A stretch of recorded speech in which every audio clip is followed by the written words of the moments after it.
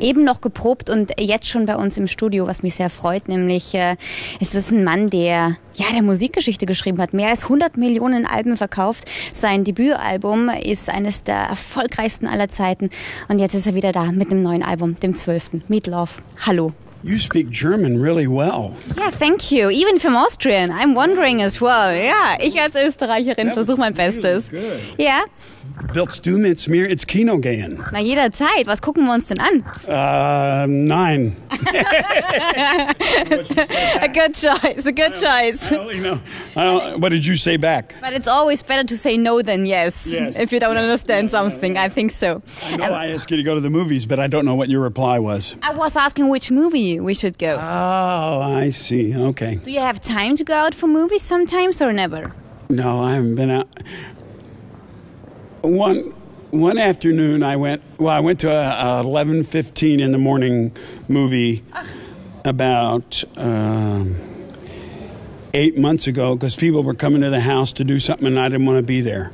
Oh, okay, that's the reason why. Yeah. But it was a movie for kids or what at this time? No, it was Thor. Ah, okay. Got you.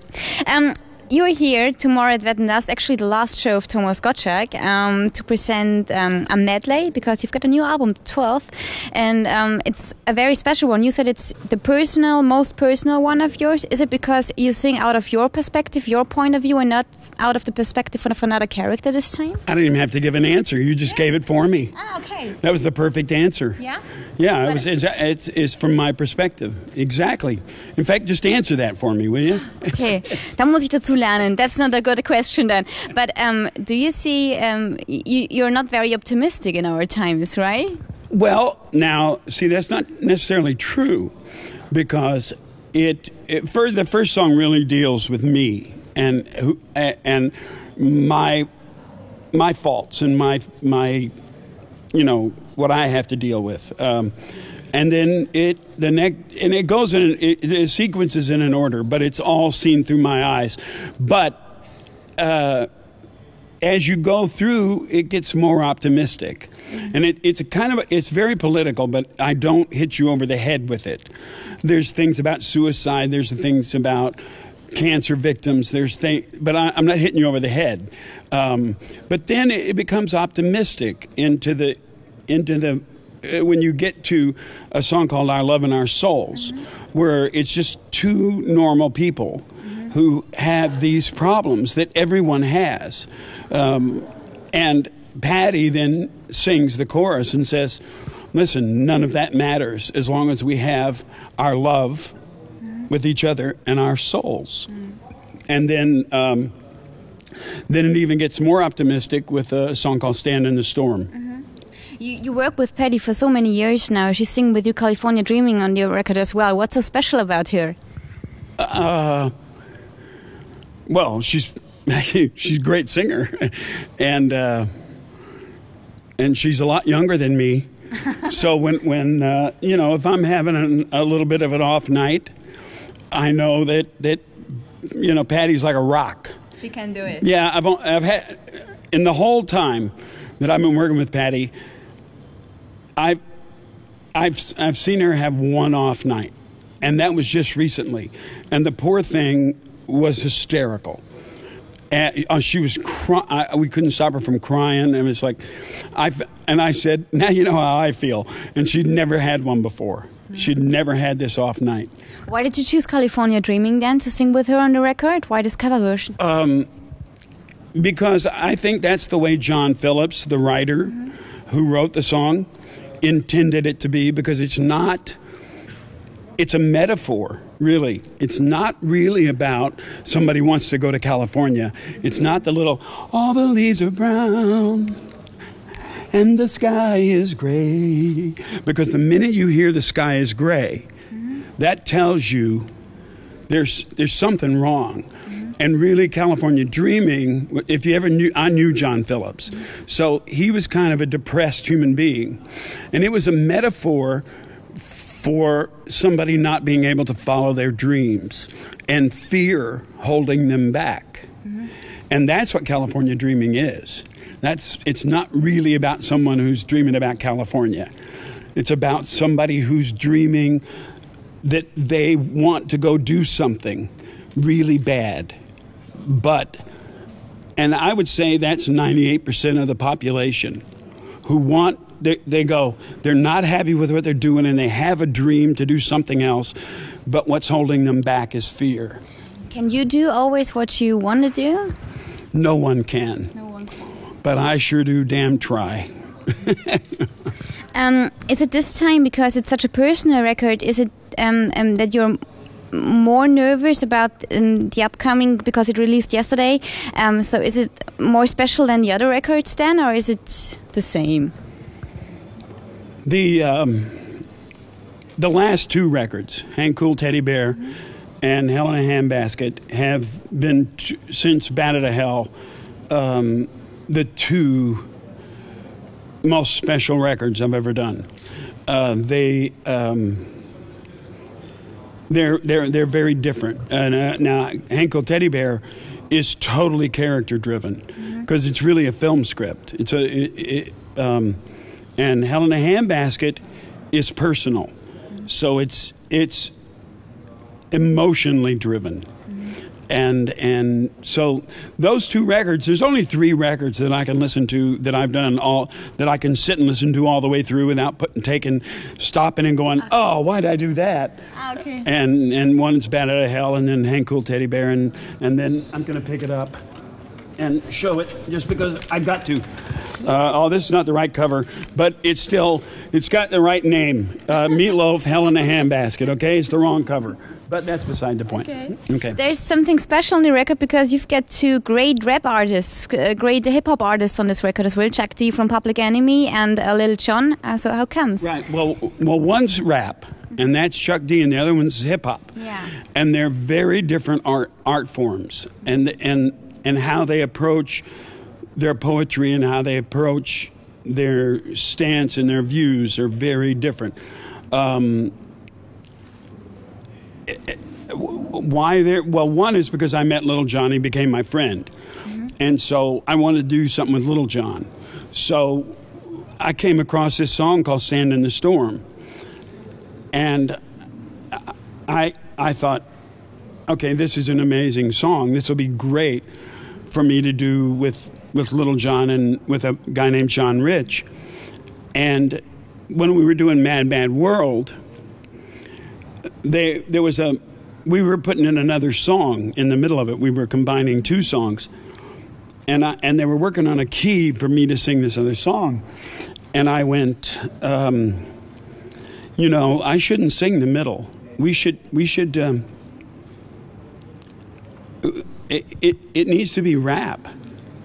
And Paul, the producer and the piano player, looked at me, and I said, "Really?" And I said, "Yeah, it really needs this in here." I said, "Who can we get?" I know LL, and I know Ice Cube, and I know Ice-T, and I know. But I said, LL's working on his TV show, and Ice-T's working on his TV show, and Ice Cube, I don't know how to get in touch with him. I suppose we could, but it might take a while. And Paul looked at me and he said, "Well, the guy you want is Chuck D. He is the rapper's rapper." I said, "Okay, well, how do I find him?" "Well, your son-in-law is his best friend." So my daughter's husband, Scott Ian from Anthrax, is one of Chuck D's best friends.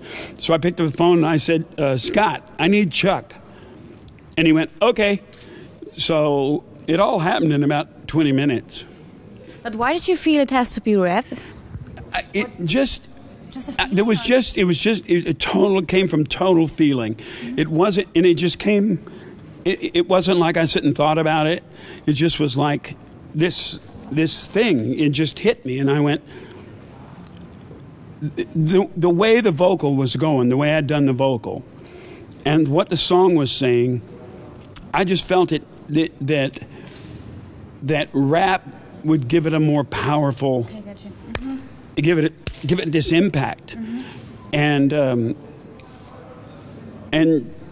Chuck D, about a week later, sent us back.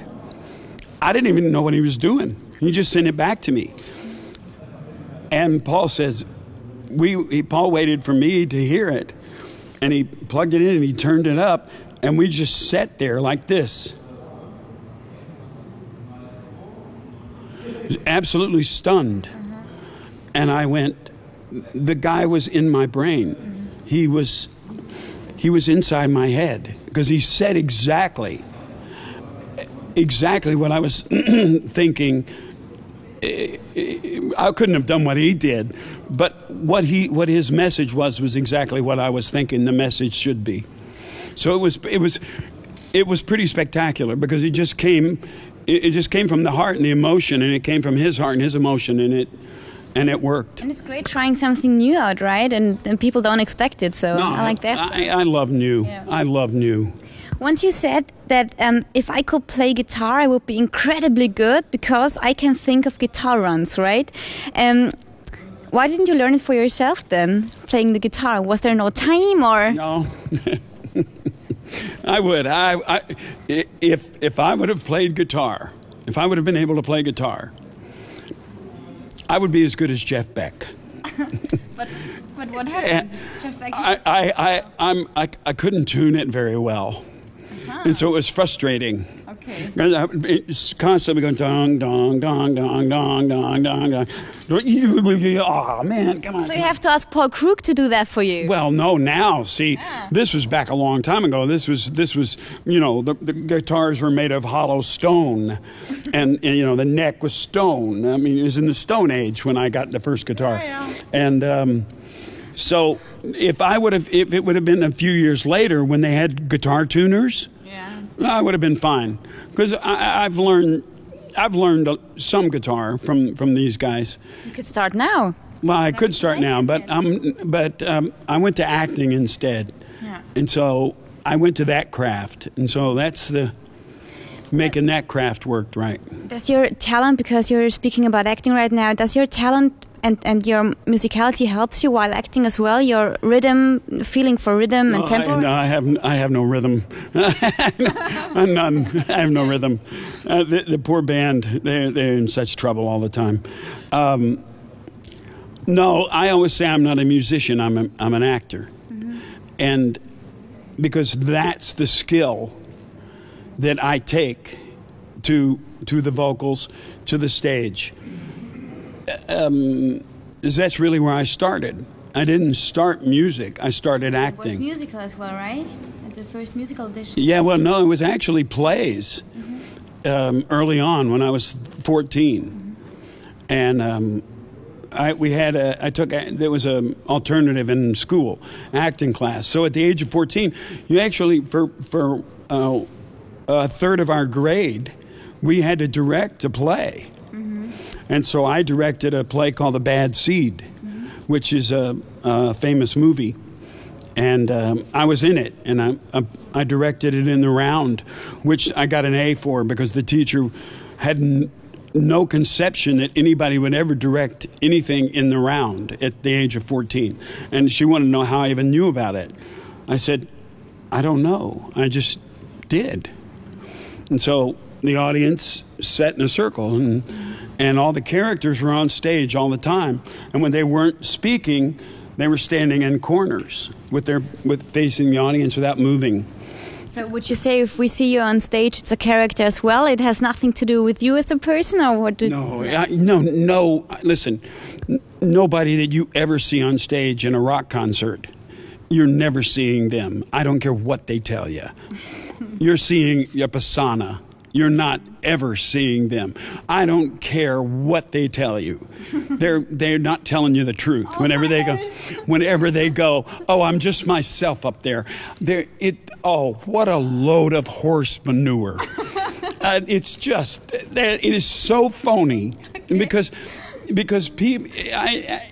people are completely different in the dressing room than they are when they walk on stage. I don't care if they're a jazz band. I don't care what they do. The minute they walk on stage, there's a whole nother thing takes control of you. There's a whole different persona, a whole different energy field that comes into play. Funny, because until now it's just you and Beyonce. She told the same thing, that she's playing a character, but all the others always say, no, it's just natural. I'm myself on stage. Liars. Beyonce's right. And it's like, No, there's a persona. Maybe it's not a direct character, because when Bad Out of Hell came out, I pulled out a character and I played him to death. I mean, that was a character. All that. I mean, I played this. I got this character. You know where it came from? Raging Bull, from De Niro, from Raging Bull.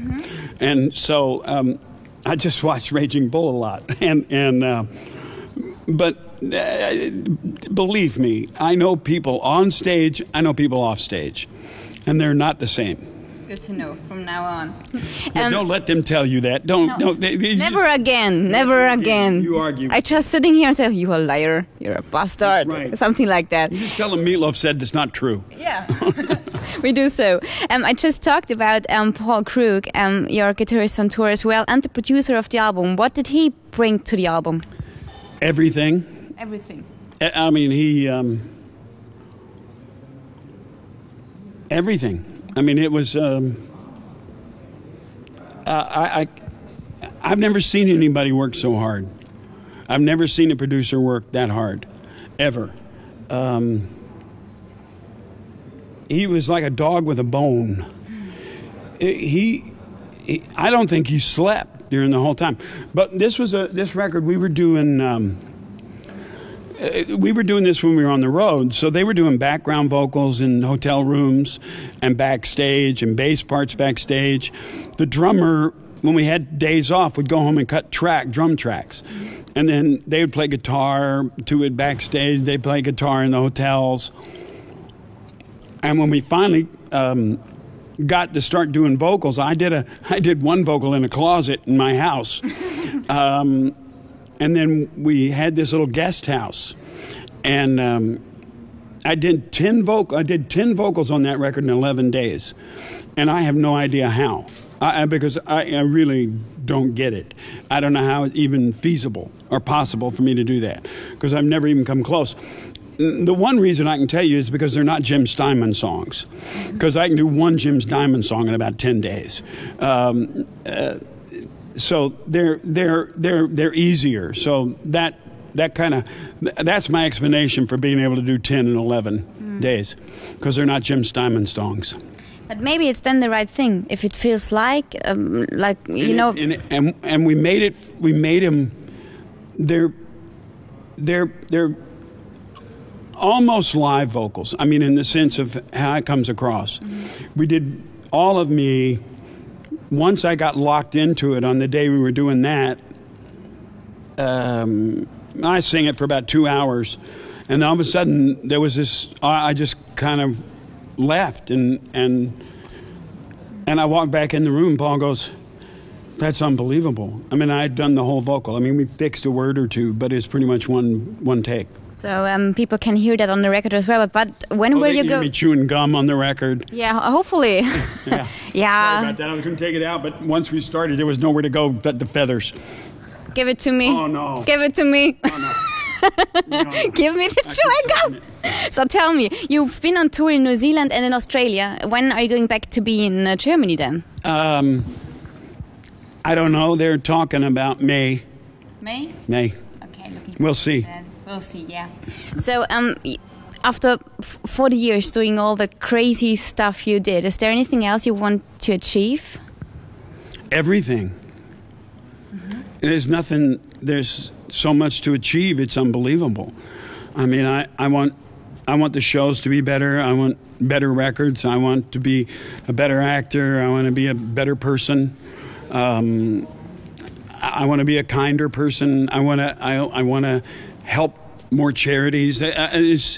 Anytime that anybody says to you, well, you know, I've done a lot, there's not that much, then again, you just leave because they're not worth talking to. It's always good to be hungry, actually. Yeah, I mean, I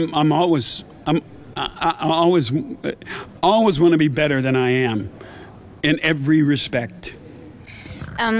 Thomas Gottschalk yesterday said that this time you have to go a step further because the last time it was a kiss, now he's expecting tongue. So what do you see? Well, I guess that I'm a bad kisser because I thought we had tongue on the first one. Okay, let's see. I'm surprised about tomorrow. Thank you very much for being here. Welcome. See ya. Okay.